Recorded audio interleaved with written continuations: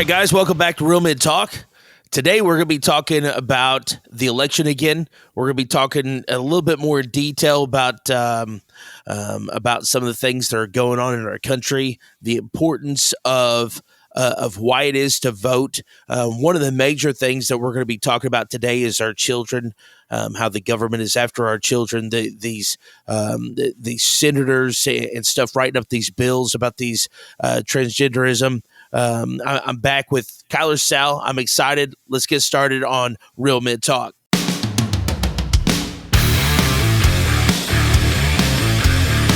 Welcome to Real Men Talk, discussing the tough issues facing men and their families every day. Here are your hosts. All right, guys. Here we are. We're back. Kyler Sal. What's going on, Kyler? Hey, guys. How are y'all? It's always great to have you on. All right, so we've got a lot to talk about. So first and foremost, I want to start off with truth. We'll start with the truth. The truth is the Word of God. And there is nothing. I know we live in a postmodern society. I know that everybody tells us that truth is relative, all this good stuff. But before we have to set boundaries before we go any further. And that boundary is there is absolute truth. That absolute truth is the Word of God. Okay? So with this election coming up, November 8th,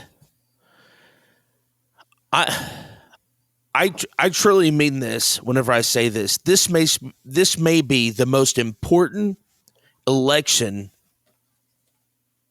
of our time. And I have never felt such an urgency about an election before. And I'm all about voting. I'm all about, standing up for what I believe, all that good stuff. But I'm telling you, this election is vitally important. What we are doing is we as Christians, as Christian men, we have to voice the importance of voting. We have to voice the importance of doing our part. It's not. I'm not talking about voting because hey, we're Americans and that's what we do. Ha ha ha. That's not what I'm talking about. America was orchestrated. It was set up. It was set up for us to be a voice. And our voice is our vote. And if we don't get out and vote, then we have no voice. We have no voice. And so I'm excited. I'm excited to see what God's going to do through this election. I think that we are going to have to stand up. I think God is calling us to stand up and get out and voice our opinions and voice what we believe. And I think that right now is such a crucial time. Yeah, and even if listen, I've never been, until I've had children, like voting, yes, I wanted to go vote, but if you don't go vote, you have zero opinion on anything. And yes, this might be the most important election, but if you're not acting as if every election is not important, then you are not really expressing what you need to be expressing. Everything, it doesn't matter who you put into the office, they have that option now to make influential changes in the government, in our daily lives. So yes, even if this doesn't look like an important election to you, every election is important because of who we put in there has that position of power now. That's right. They work for us, regardless of what the government says or what they're, the overreaching tyrannical government that they're trying to establish. The government works for the people. And when we vote people with morals, our government will have morals. Mm-hmm. When we vote people who are immoral, our government will be immoral. And you see the process of what has happened over the last several decades, where the Christians, the conservatives, the people who hold moral values have not voted. Yeah, I mean, you talk to them all the time. You know that they've got opinion about stuff, but they're not going to get out and vote for it. It's like, come on, guys, what are you doing? And I think one of the reasons, and this is one of the main points I want to talk about tonight. I think one of the main reasons that I think that this election is so vitally important is because they are after our children. Mm-hmm. The government is after our children. Satan is after our children. I shouldn't say our government is after our children. Satan is after our children. And we have to know. We have to know what is going on, what is happening in other states, in our government, in this land. We have to know. We have to educate ourselves. We have to know what we're dealing with so we know how to fight back. Matthew chapter 18. This is what the Lord thinks about. These words are in red. This is what Jesus thinks about children. He says, he called a child to stand with him, to stand among them. Truly, I tell you, he said, unless you turn and become like children, you will never enter the kingdom of heaven. Therefore, whoever humbles himself like this child, this one is the greatest of the kingdom of heaven. And whoever becomes one child like this in my name welcomes me. But whoever causes one of these little ones who believe in me to fall away, it would be better for him if a heavy milestone were hung around his neck and were drowned in the depths of the sea. Woe to the world because of offenses, for offenses will inevitably come, but woe to the person by whom the offense comes. I want to encourage you to go back and read that. That's Matthew 18, 2-7. Jesus feels very strongly about children. He feels very strongly about leading them astray. And it says, woe to the world because of offenses, for offenses will inevitably come. But woe to that person by whom the offense comes. And there's offenses. We are in that time that the offenses have come. And Jesus says, woe to the person by whom the offenses come. And we have got to be educated. We have to know our children are at stake. Our children are important. They're important not only to us. My children are extremely important to me, but they are important to Jesus. They are important to the kingdom of God. They are the next generation of Bible believing, sanctified, filled with the Holy Spirit believers that can impact a nation. They are the next generation. And this is the reason why Satan is attacking them so hard.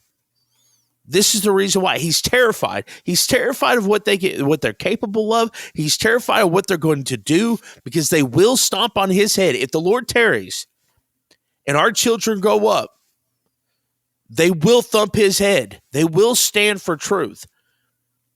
And he's terrified of it. Well, yeah, and you look at it, and I mean, think to yourself, think about it. I mean, even in church, when you're sitting in church on Sunday mornings, who is up at the front worshiping God? It's our youth. Our youth are the first ones up there. They are worshiping God. They crave that because they crave the Father. They crave the person who made them, because they still have that childlike faith that the Lord calls us to have.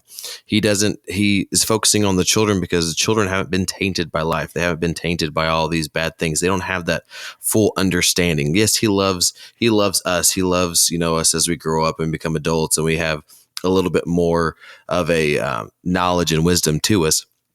But that's with our kids, they're molding us. They are a fresh plate. That's why everybody's after our kids, because they are the future. Everybody knows they are the future. The devil knows they are the future. The devil knows that they are the foundation of the family. So if they're going through and the devil is attacking them and going for them, it's because he's trying to change the future. He's trying to change the narrative. He's trying to change what it's going to be, because he knows that's where it starts. That's why it's such an important battle, because they are what's going to happen within the next decade, within the next century, within the next 2 decades. I mean, it's pretty close, because these kids are growing up and they're influential and they have voices, as we've seen it in the news and all over the place. They are not afraid to stand up and talk and shout and say what they need to say. That's right. And I believe that there is not only is the attack on our children at an all-time high, but I believe that we are seeing a remnant be raised up out of our children. You know, because every time you look, anytime in history, as hard as Satan is fighting, there's always that remnant that rises up just as strong, stronger than he is and what he's capable of. Yes, he is, you know, confusing our children. Yes, he is, all these things.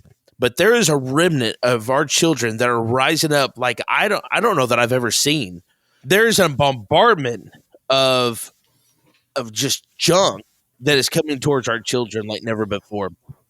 And one of the main things that is happening, this seems to be a trend, and this has been a trend for a while, and I will show everybody why it is. But the sexualization of our children. This is such a big part, because I'm going to be real honest with you. I think part of it is, if you can sexualize a child, if you can get a child to believe that sex outside of marriage, that all this stuff is okay, then you can get them to want to believe in postmodernism, because God made sex good. Sex intentionally feels good.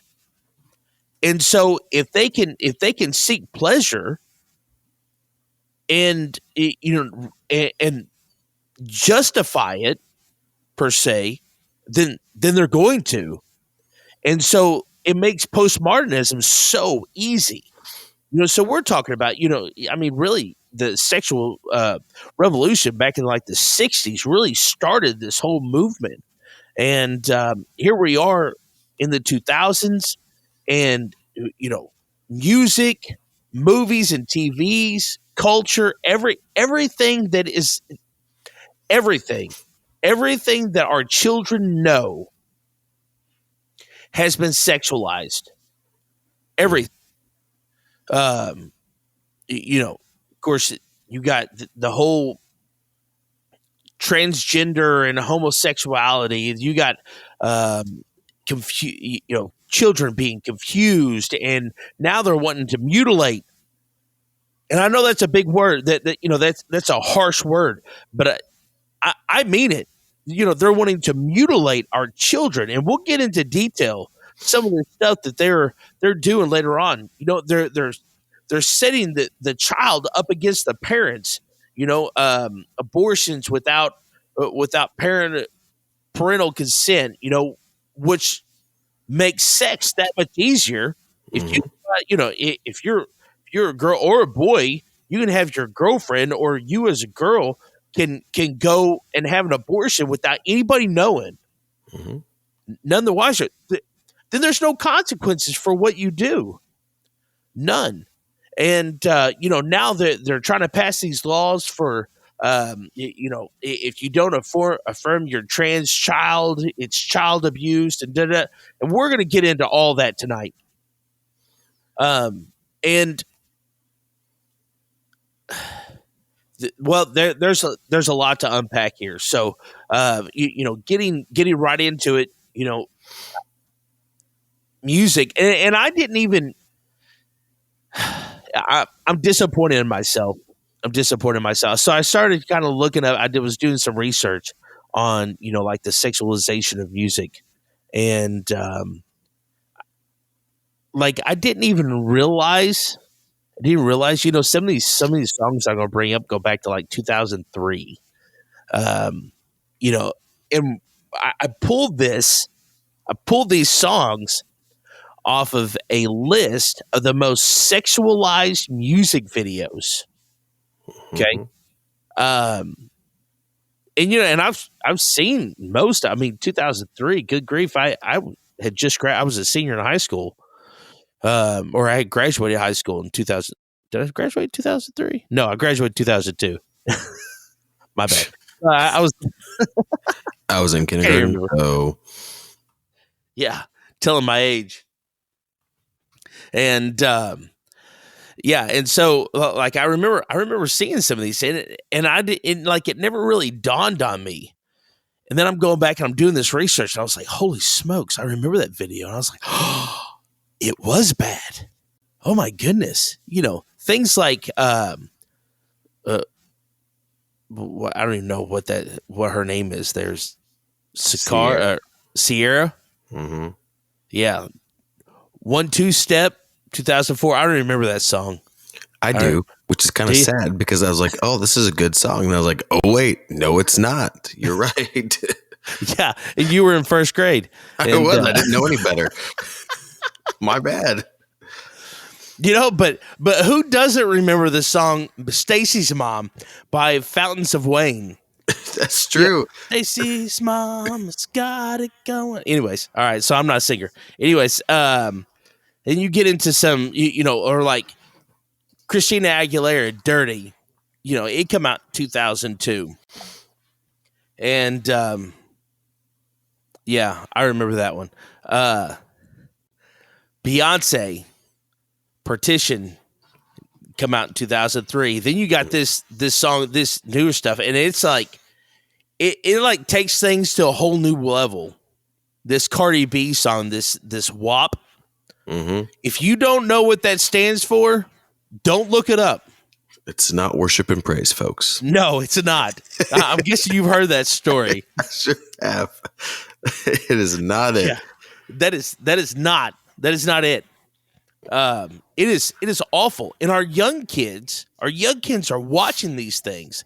Our young kids are they look up to these people, and they're putting out this stuff like this, and just and you can go into artist after artist after artist of people who just over sexualize everything in their videos, hmm and it is sad because our kids, the music they listen to, the videos that they watch, they absorb it. And us as parents, we better be checking what our kids are watching and putting into their minds. When you think about it, like half the kids, I mean, as a teacher, I go through it. I'm like, do you guys even know what that song means? No, I don't. Like they don't sit down and they don't realize what the lyrics are actually saying. They just like, oh, that's got a good beat. That sounds good. Like that's in my feelings right then and there. But what they don't understand is that's still slowly seeping into their minds. It's slowly seeping into their spirit that they have, and what they allow into their lives is what is eventually going to be allowed later on. I mean, that's just different avenues for the devil to get into them and to create a pathway for him to create a little nesting ground to keep adding in more and more and more. It's like, oh, you like that one? Oh, wait, here's this one. And so then he sends more and more and more. And it's just, you've got to be protective. You have to be there with your kids, knowing exactly.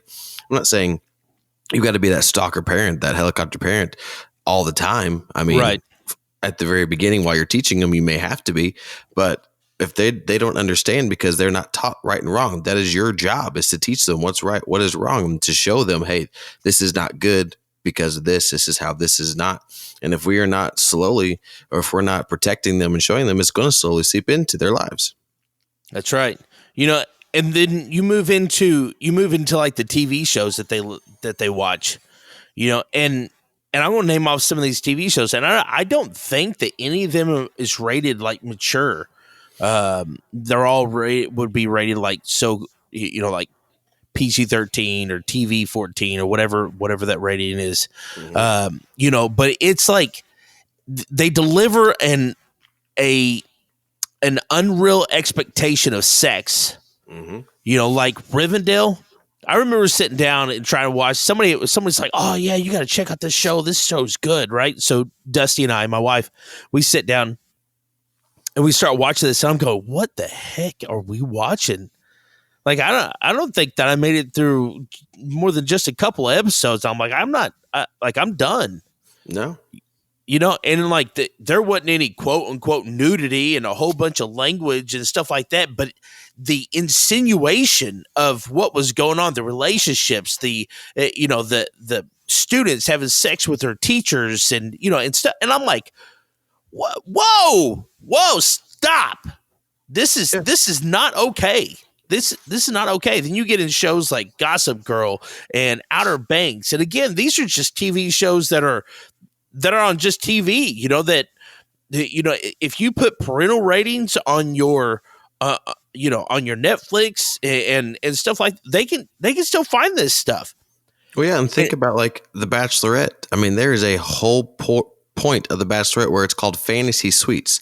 The whole purpose is to go in and pretty much have sex with the other person. I mean, that's the whole point. What else were they? They're like, oh no, we're not implying that. Okay, then what's the whole point of fantasy suites? Why can't they just continue doing everything else that they're supposed to? Why do they have to go to a room with no cameras in order to do this?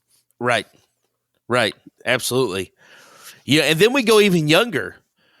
Let's go to Disney. Most of the TV shows. I know. And the thing is like most used to.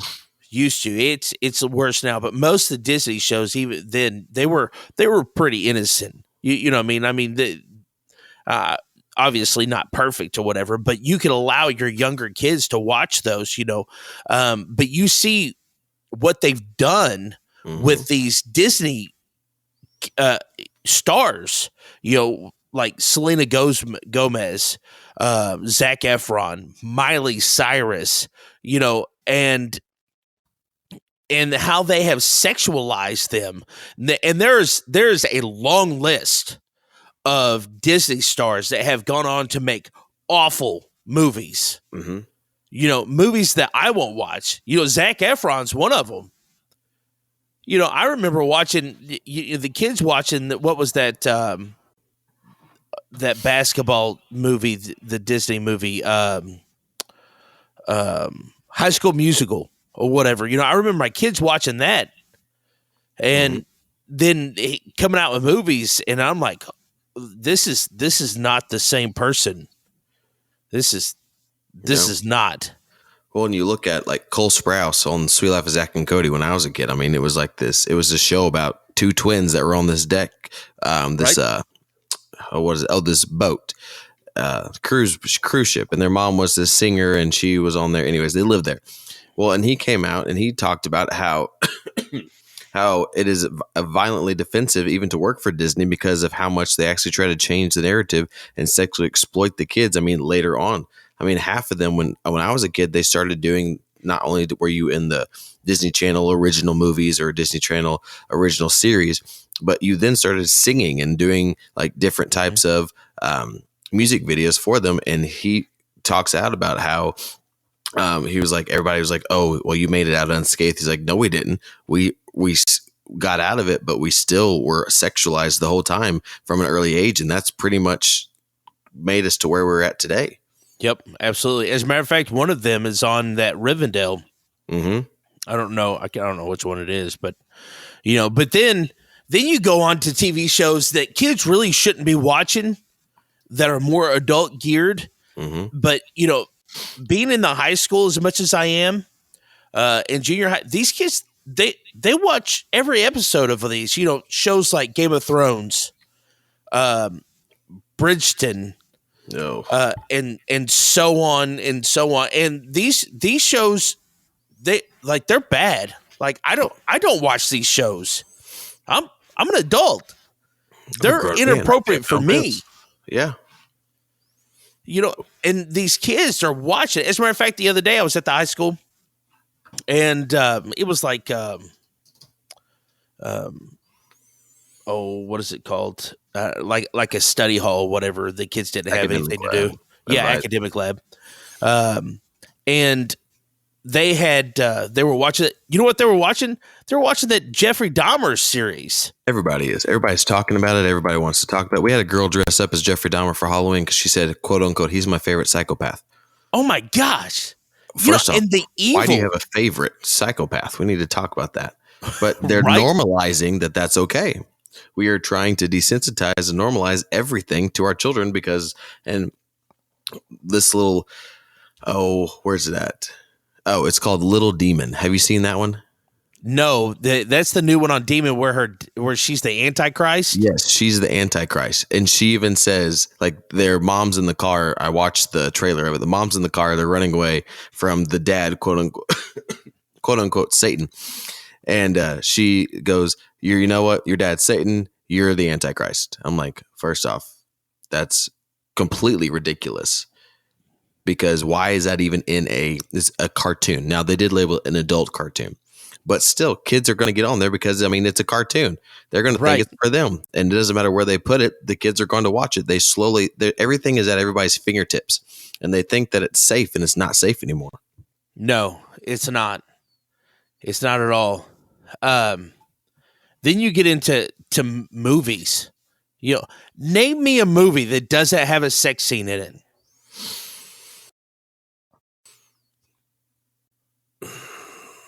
Exactly. I mean, they're out there, but there's not very many of them. And anything that's going to say Ghostbusters, but it's wrong. No, especially not the original one. Yeah, that's true. I was thinking of the new one with Melissa McCarthy, and then I thought to myself, anything with her in it, no, that ain't no. Yeah, no, that's a whole different type of sexualization that they're doing. That's a feminist. Anyways, we won't get into that. That's for another time. That's for another time. And even if it doesn't have like nudity and all this cussing and stuff in it, there is still a sexualization of these movies, and our kids they're absorbing it. They're just everywhere they go.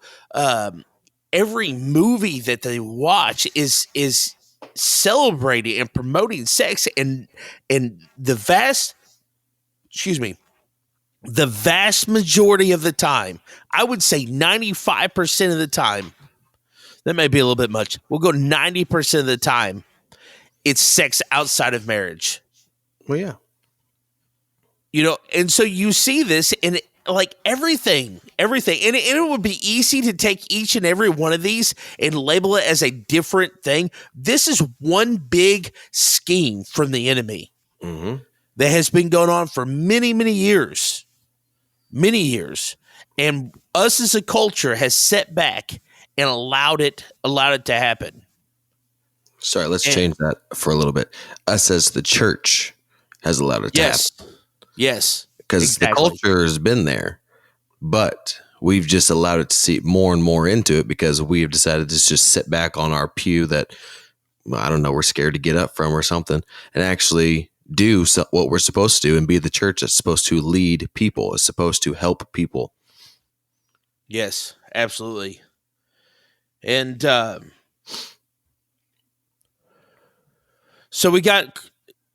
I want to get into like the culture. Let's go ahead. Let's go ahead and get into the culture. All right. So along with like the TVs, shows and the movies and stuff like that, look at any commercial. Do you remember the Hardee's commercials with Paris Hilton? No, you may have been a little bit young. I forget you're that young. Yeah, where like she was like washing the car in a bathing suit while eating a Hardee's burger. Yeah, people were like, people from like the churches was like boycotting Hardee's and stuff like that. Now it's normal. I mean, everybody does it, and it's crazy. You look at any billboard. Yep. Go walk into any clothing store. Oh yeah. Well, I went through. I took the boys this weekend on a swim meet to Springfield, Missouri, and they had this nice big. It was a 2-day swim meet. Well, I took them to Bass Pro.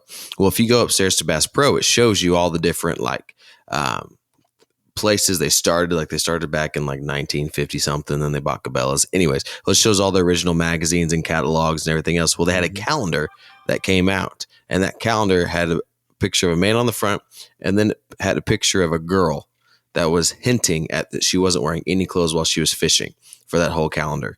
And and that's what sold. That was in the 80s. That's not even close to today. I mean, we're talking 30 years ago at least. Right. But we've allowed that normalcy to seep through slowly but surely. I mean, and that's what's going to end up happening is slowly but surely, if we allow it, it's going to keep seeping into it through our different innuendos that we allow. And we as a church, exactly right. We've got to get up and we've got to stop. We've got to, if we want the culture narrative to change, then you get out and you do something about it and you stop sitting down. Yeah. And then, good grief, walk through a mall. You got to walk right past the Victoria's Secret every time. Yep. You walk into any clothing store, there's a women's, you walk by a women's line, every one of them are, their bras and panties, or they dress unrealistic. They're using 20, 25-year-old girls for a teenage clothing line, and, so on and so forth. And I mean, like they say, sex sells. It does. Obviously, it's been proven because that's what they keep using. That's exactly right. All right, so we're going to take a break. When we come back, we're going to talk about this transgenderism and homosexuality. We'll be right back after this break. This portion of the Real Men Talk is brought to you by R.L. Persons Construction. For over 29 years, they have been a regional leader completing projects that include private, municipal, state, and federal agencies of all types. From mass grading, utilities, concrete of all types, to buildings both conventional and pre-engineered steel. You can expect excellence in all aspects of their finished work. Contact them today at 573-686-1323 and let them know you appreciate them bringing you Real Men Talk. If you want to join in the conversation, join us on Thursday nights at 6:30 p.m. We gather with other like-minded Christian brothers to discuss hard-hitting topics that affect men on a daily basis and use a biblical approach to overcome common strongholds that affect our families. We show men the importance of being the spiritual leader of their home and what it means to be a real man in the eyes of Christ. Join us at the Palace of Praise, located at 1400 Herschel Best Boulevard in Poplar Bluff, Missouri. We meet in room 400 every Thursday. Come be a part of the discussion.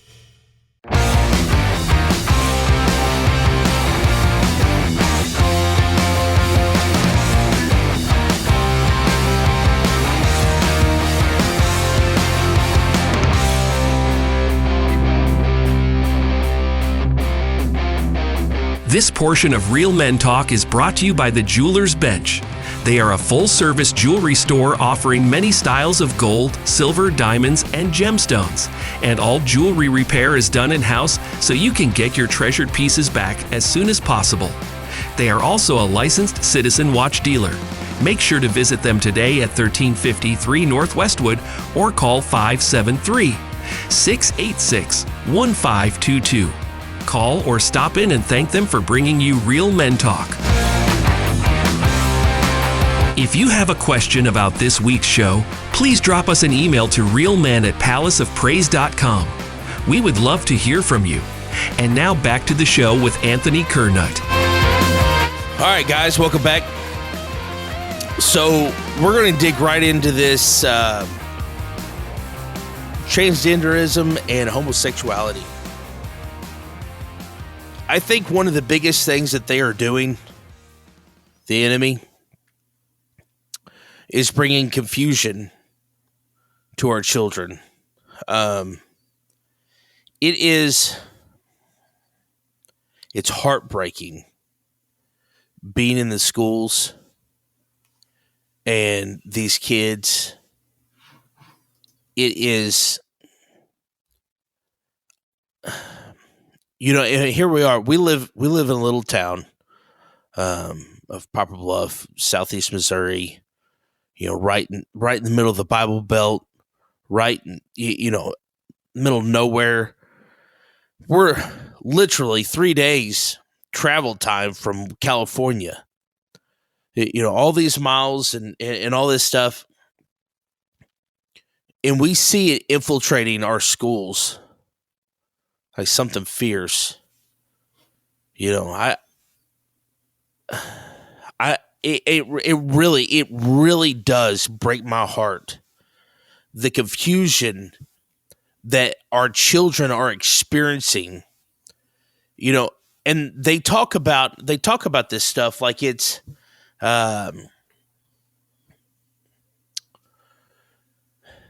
society talks about this stuff like like it's a good thing. Oh, you're good. You're you're so brave, and the wordings. Okay, so just the way that they word things now, it's confusing in and of itself. So I found this. I found these explanations of their definitions. Is what it is of sex, gender, and gender identity. It was from Planned Parenthood.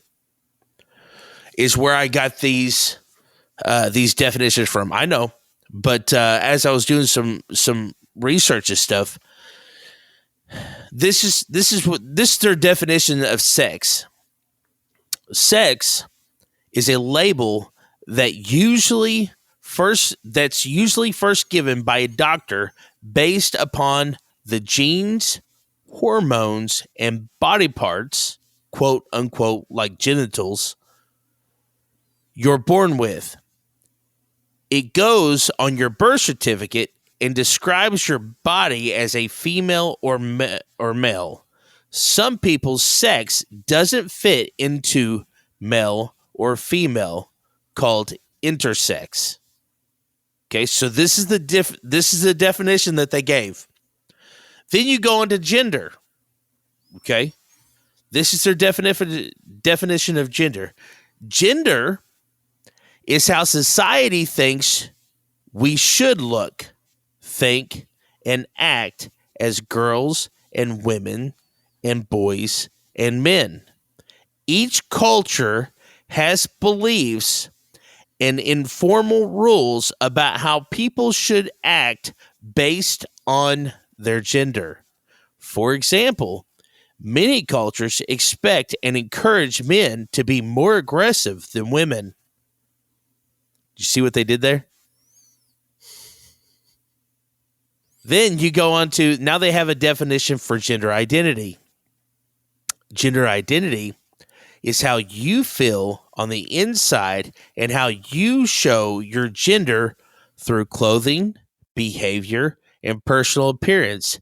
It's a feeling that begins early in life. So they give 3 different definitions. Sex is what you're assigned at birth. Gender is what society says that you are. And gender identity is how you feel on the inside. What's not confusion about that? So society can label you, but your body parts can't. Right. So feelings over facts. Reading it. Got it. Yeah, and so if you notice, this reeks of postmodernism. Mm-hmm. And it's our kids. Our kids they're being so manipulated, and the thing is like all of this.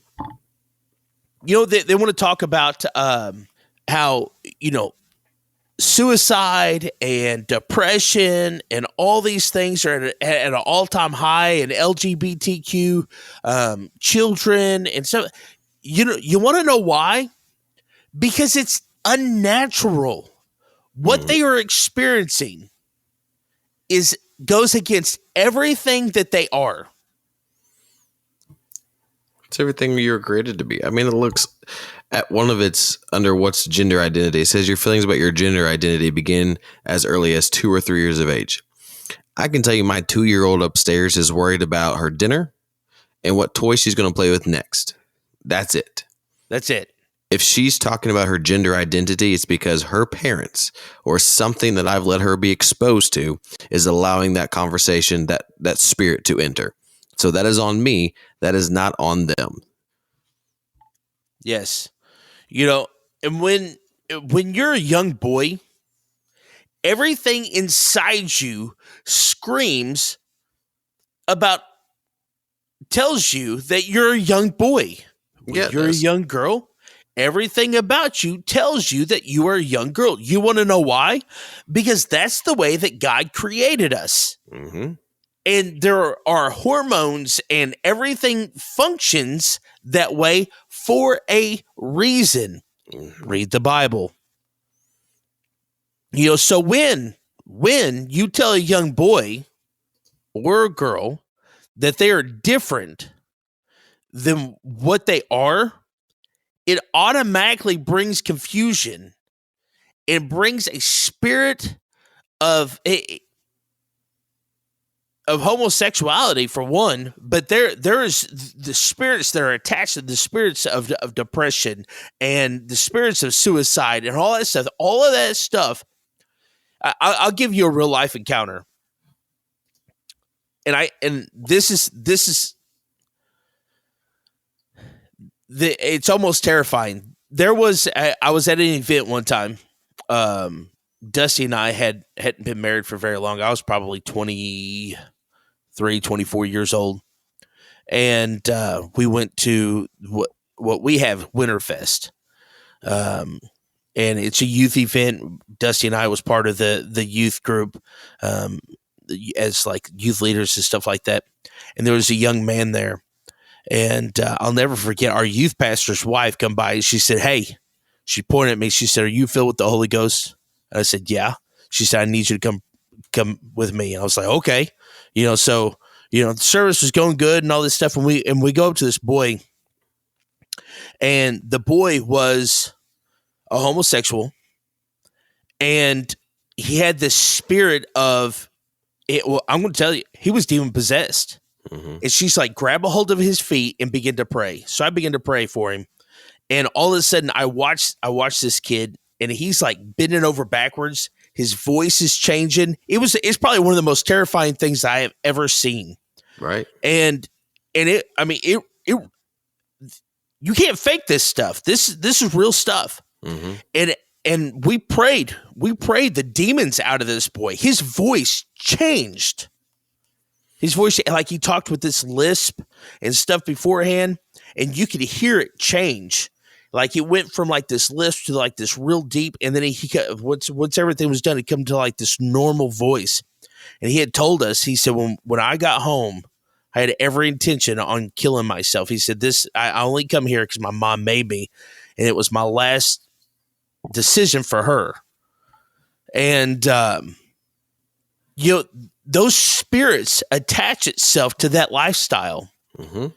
And they want to blame us, the Christians, for telling them that that's not really how they are, and it's our fault that they deal with suicidal thoughts, and it's our fault that they deal with depression, but that's not the case. The fact that they are lying to these kids and confusing and giving them this and allowing them to stay in this lifestyle that is demonic, that is 100% demonic and not of God in any form or fashion. This is the reason why they are confused and suicidal and depressed. And you want to talk about depressed kids? Take a walk through our schools. Mm-hmm. Just all you got to do is stand on the side and watch kids walk by. You can point out that kid's depressed. That kid's depressed. That kid's had this going on. This kid's had this going on. You could tell. And it is heart-wrenching. It is heart-wrenching.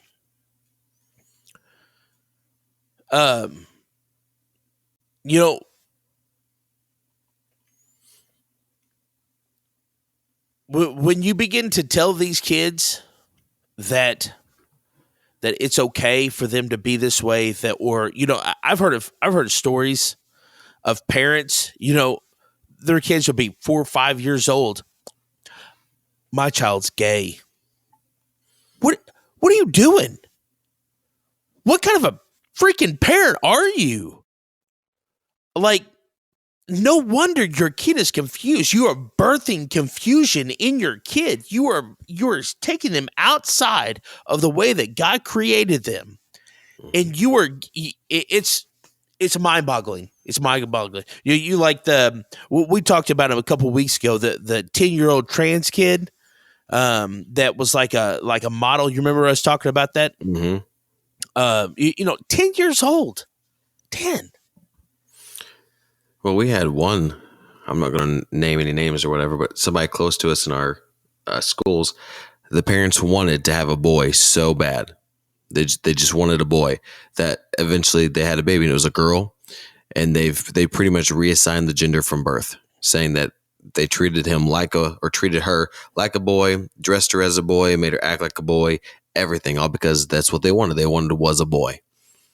That's how selfish is that?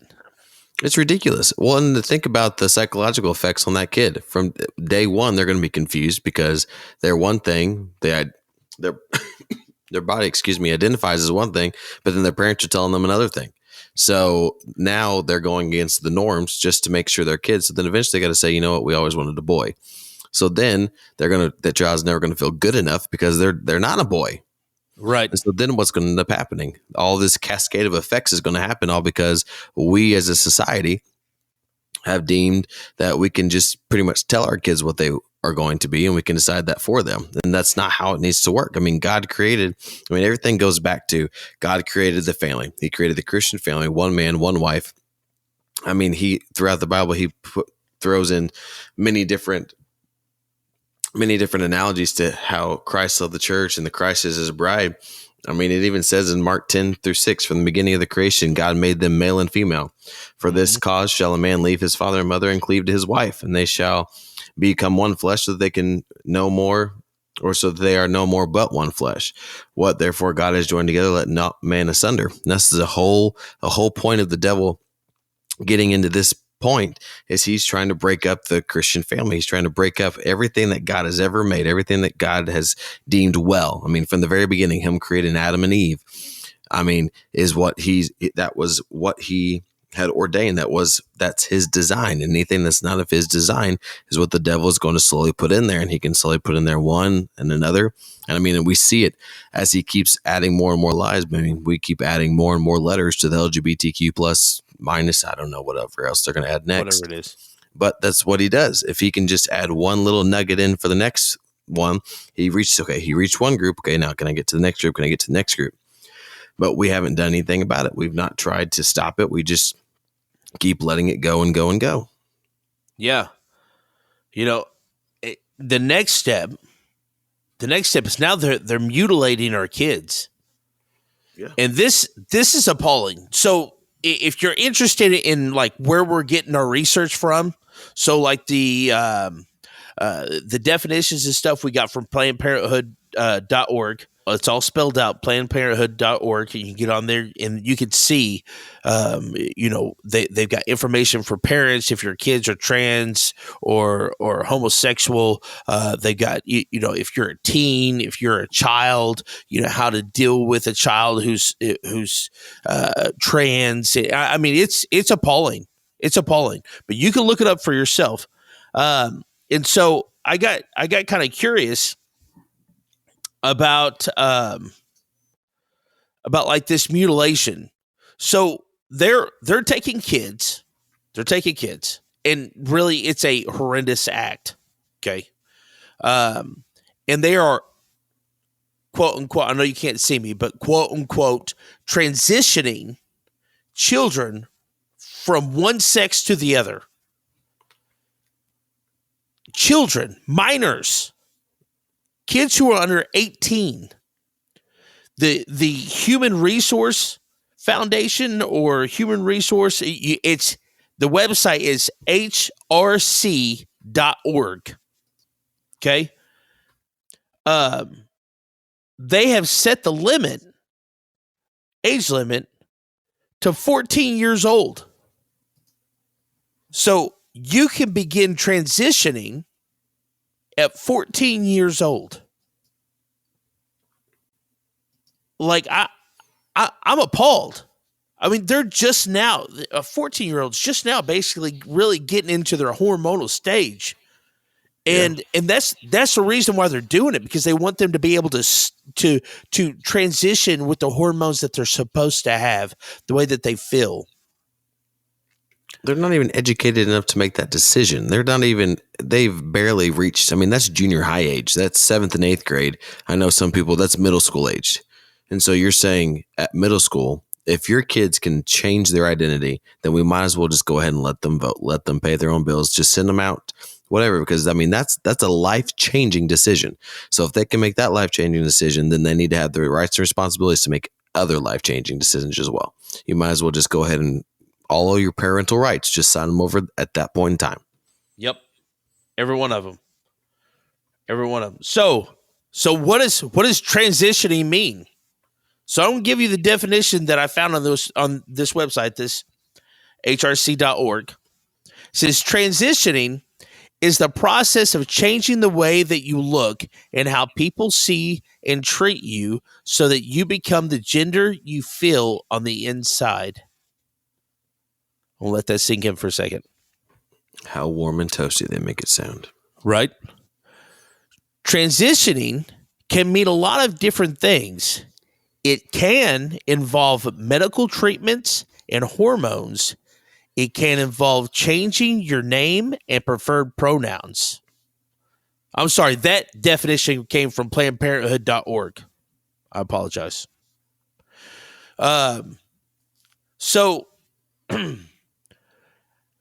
what does it look like? What is the process of transitioning from one sex to the other? Well, I'm going to tell you. For trans men and some non-binary people, medical transition may include the following. Now, mind you, a trans man is a woman, okay, who thinks that she's a man. I had to reread that a couple of times before I realized what was going on. So here's the process. This is the process of a woman transitioning to a man. They remove the breasts. They construct them a penis. They give them hormones, basically testosterone, to make you sound and look more like a man. And there's not any coming back from this. You know, and we're going to get into that here in a little bit. So for a trans woman and some non-binary people, which means a man who thinks that he's a woman, they're going to give you hormonal therapy, basically estrogen, to create feminine characteristics such as less body hair, breast, redistribution of body fat towards the hips and the breast. They'll do breast implants. They'll remove your testicles. Okay, I want to say that again. They're going to remove your testicles. Laser hair removal from your face and other body parts. They're going to shave your Adam's apple to make it smaller. They're going to create a smaller and more feminine facial features. And then they're going to create a vagina by inverting your penile skin, making it a neoclitoris. Sorry, the way one website puts it is they're making like become like. Like, I don't... Like become like is not the appropriate phrase to use. They're literally for different functions. How How confused do you have to be? Now, I'm not angry. People want to talk about like homo. Oh, he's a homophobic. I'm not. I'm heartbroken at the lie that these people have bought into, that they are ruining their lives for an ideology. Even you might even be able to call it a cult. And there's no coming back. And again, we get down here. The World Professional Association for Transgender Health said hormones could be started at age 14, 2 years earlier than groups previously advised. And some surgeries, these surgeries that we were just talking about, can be done at the age of 15 or 17, a year or so earlier than the previous guidance. The group acknowledged potential risks, but said that it is unethical and harmful to withhold early treatment. Did you hear that? They acknowledged the risks of allowing these kids to start this early, but it is unethical and harmful to withhold early treatment. You know what they're classifying harmful? Well, if we don't give this person, if we don't give this young lady a penis, she might kill herself. Why don't you get her some daggum help? And that doesn't mean give her a penis. Yep. That's not what that means. That means she needs to find Jesus. Yes. Well, and they look at it, after they've done all these surgeries, and I mean, even the Obama administration released that the amount of suicide rates in those people who have gone through gender reassignment rose 20 times what that was comparable of other peers. So what they're allowing them to do is get a quick fix for a feeling for a second, and then they're going to raise. I mean, mortality rates. This one was 9.6%, and most of the risks of mortality rates was 53 and a half years old. After you've had a gender reassignment, that's about how long you lived. So if you're okay with living till 53 and a half, I mean, go for it. But I'm telling you, it's not worth it. It's not a quick fix. And that's what we're looking for. They're looking for something that's it all goes back to that microwave society that we want everything right then and there. And the quick fix to our problem right then and there, our confusion is, hey, okay, let me spend this money to go through and let me get a gender reassignment so that I feel better in my skin.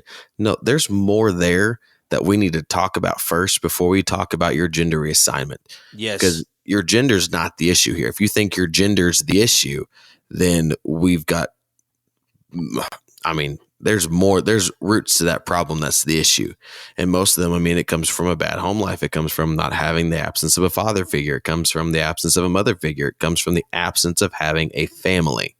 That's right. What they're doing is they're just continuing the problem by not creating more families. They just want to be out on their own. They want to figure out this is their coping mechanism, and this is what we're allowing them to do. When all we need to be doing is having that mother and father figure in the household and creating families again. That's right.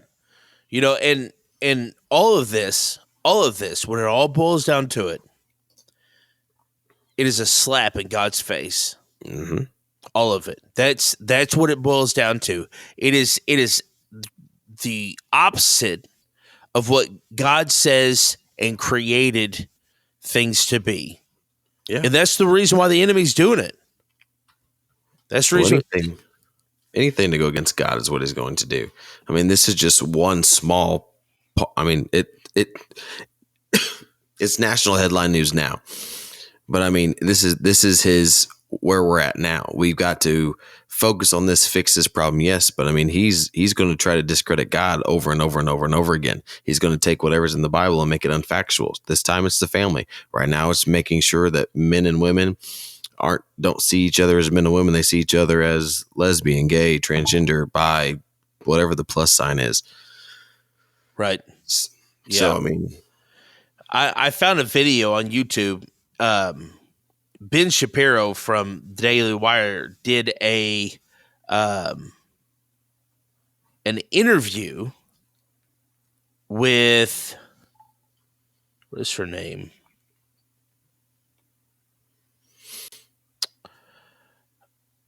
Helena Kirshner, I think is what it is. You can look this up on YouTube, is where I found it. It says the title of it is Former Transgender Teenager Shares Powerful Story About Going In and Out of Transgenderism. So basically, this young girl talks about her story of going through this transgender reassignment, and the effects that it had on her. You know, her voice, the rage, the anger, and stuff with all the testosterone, and stuff. It's a good watch. It's only about 19 minutes long. We don't have time to play it on here, but I want to encourage you to look it up because there's not many of them who are standing up and standing out. And then we move on to our last point about how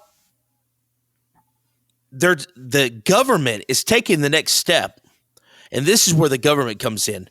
They are trying to set apart,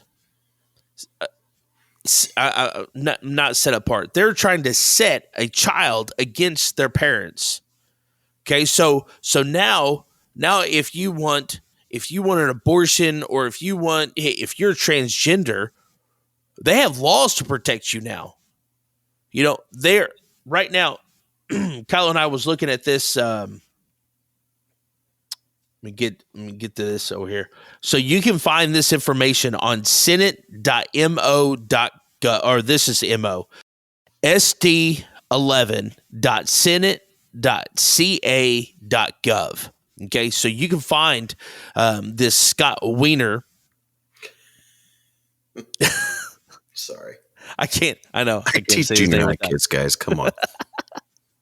Can't say his name with it. Anyways, so he has wrote up a bill that is actually active in the state of California right now, and he's boasting on here about how there are 19 other states who have or will introduce laws to protect trans kids from civil and criminal penalties when seeking gender affirming care.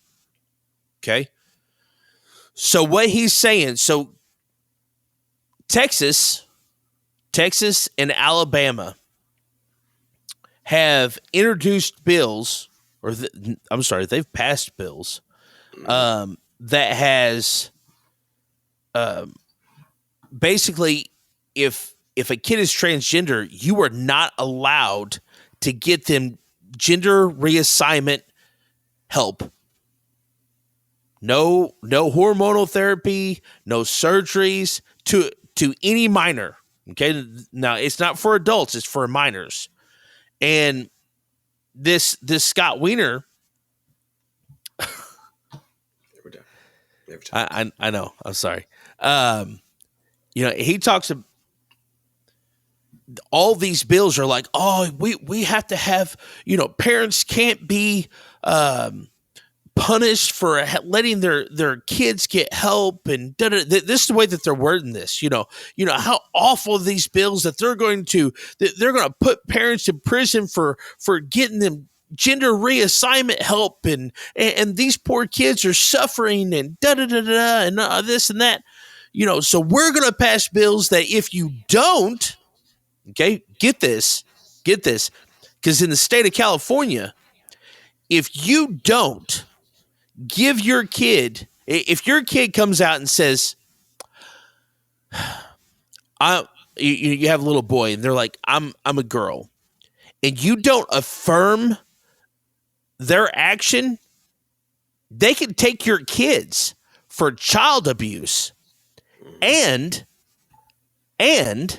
you can spend you can do federal time. It'll be a felony on your record. So if you decide, if you were being a good parent and you're like, look, this is just a feeling, you're good grief.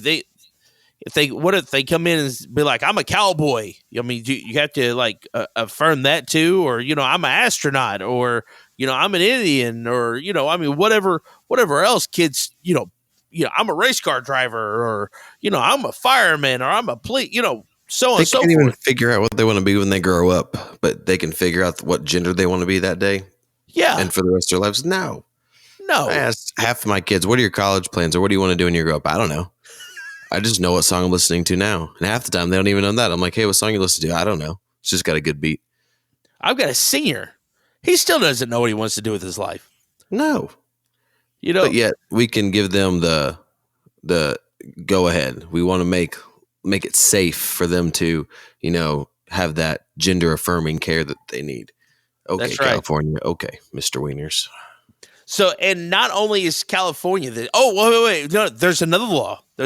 Okay, so get this. Not only can they take your kids if you are not affirming them, if you're not letting your little boy dress up in girl clothes and calling him by the right pronouns and all this bullcrap. But if you're divorced, and you have, let's say the dad lives in Nevada or Texas or whatever, and the mom lives in California, and the kid goes over there for their week or whatever it is, and that kid was like, that little boy was like, hey, I'm a girl. The state can seize that kid and terminate the rights of the dad that's in a different state. By the state law, it's a protection act. Because outside the way that they're viewing it, California is a sanctuary trans state. So outside of the state, the kid is in harm because he's not being affirmed for what he believes on the inside. I mean, this is the bull crap. I mean, they're trying to take our kids. Well, yeah, because they want everybody to move there. They're a sanctuary for everything: drugs, immigration, everything. Everything. Well, now there are 19 states. That have or will introduce laws that are similar to this. I'm going to name them off for you because I want you guys to know these. And again, you can find this at this sd11.senate.ca.gov. So we're looking at Colorado, Connecticut, Florida, Georgia, Illinois, Kansas, Kentucky, Maine, Michigan, New Hampshire, New Mexico, Oregon, Rhode Island, Vermont, Washington, and West Virginia. All of these are trying to pass the same laws. Now, not all of them are going to pass, but if any of them pass, I mean, it just raises the danger for this, okay? And you wonder why this episode of Real Men Talk is revolved around the election. This is the reason why the senators, the congressmen that we elect is vitally important. Because if we're putting people in that will write up laws like this, we're voting wrong. Mm-hmm. We're voting wrong. If we're voting in people who are immoral, they're not going to see anything wrong with this. So now, basically what that does is if your kid was like, well, my dad made me mad. I'm a little girl.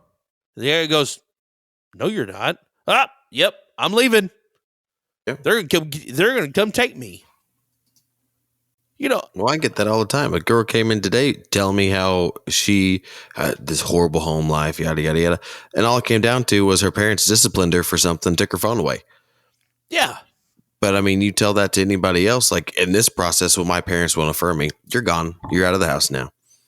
Yeah. Because I mean, I'm sure that they've made teachers mandated reporters and everything else. So, I mean, there's eyes and ears everywhere in the state of California now. Yes. Here's another thing. This is off of the transgenderism, but it still goes with them setting the kids up against the parents. The abortion laws in the communist state of California. So now they're a sanctuary state for that too. So if you want an abortion, they've got Governor Newsom put up a billboard that says, "Need an abortion? California will help." And then at the bottom, get this. I am not kidding. I'm not kidding. You can look this up for yourself. At the bottom of it, it has Mark 12:31. Love your neighbor as yourself. You want to talk about satanic? This is a direct violation, a direct attack upon the word of God. Direct.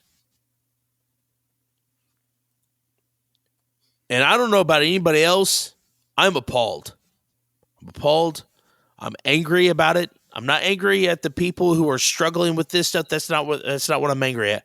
But I'm angry at the enemy for creating these lies and confusion in our families and in our nation. Well, and it's scary. I mean, it's scary for them. I mean, they're becoming bold.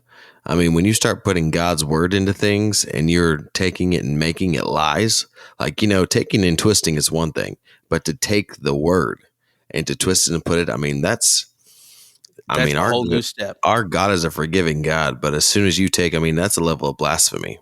Yes. So, as soon as you take that, you better be ready. Because, God will put up with a lot, and he will put up with loving you and giving you grace and mercy and everything else. But as soon as you take his word, it's one of the unforgivable sins. So, he's vengeance is his, thus says the Lord. And so when his time comes at the very end in Revelations, when all of this is said and done, yes, and he comes back, it will all come to pass. And as soon as that does, everything, especially, I get chills thinking about that. Cause I'm a pretty bold person. Like I will tell you the truth, and you may not like the truth, but I will tell you the truth. But that's not something that you mess around with, especially. No, I'm sorry. I'm stumbling over my words there because I don't really know what to say. It's bold. Yeah, it really is. And so we're going to bring this to an end. If you've got any questions about maybe some of the laws in your state and you don't know where to find it, email me. If you got questions about where to vote at or, anything, maybe your kid is struggling with some of these things, and how to biblically, what to do biblically, what to do, how to handle it biblically. Email us. We will help you find help. And, let us know. You can find us. You can email us, realmen@palaceofpraise.com. You can find us on Facebook, Twitter, Instagram. Message us. Let us know. We will get in contact with you. We will email you back. We will message you back, whatever. Let us know. And as always, before we end, I'd like to end in a prayer. Holy Spirit, teach us to be leaders of our homes, of our communities, and of our churches. And teach us to be godly, courageous men. In Jesus' name, amen. You've been listening to Real Men Talk, brought to you by Palace of Praise Church in Poplar Bluff, Missouri. If you would like to get in touch with us, shoot us an email, realmen@palaceofpraise.com, or visit our website at palaceofpraise.com. If you're a man age 16 and up and would like to be a part of the conversation, join us at the Palace of Praise every Thursday night at 6:30 p.m. If you don't have a home church, consider joining us for worship on Sundays at 10:30 a.m. and 6 p.m. Palace of Praise is located at 1400 Herschel Best Boulevard in Poplar Bluff, Missouri. New episodes of Real Men Talk drop every Thursday at 5 p.m. You can find us at iTunes, Google Play, Spotify, Anchor.fm, Amazon, and more. Real Men Talk is a production of Palace Media Service. Real Men Talk has been brought to you this week by RLP Construction in Poplar Bluff, Missouri. For commercial contracting of all types, see RLP Construction today and buy the Jeweler's Bench in Poplar Bluff. They are your one-stop shop for all your fine jewelry needs. They also do in-house repair and are your Citizen watch dealer. Make sure to thank our sponsors for bringing you Real Men Talk.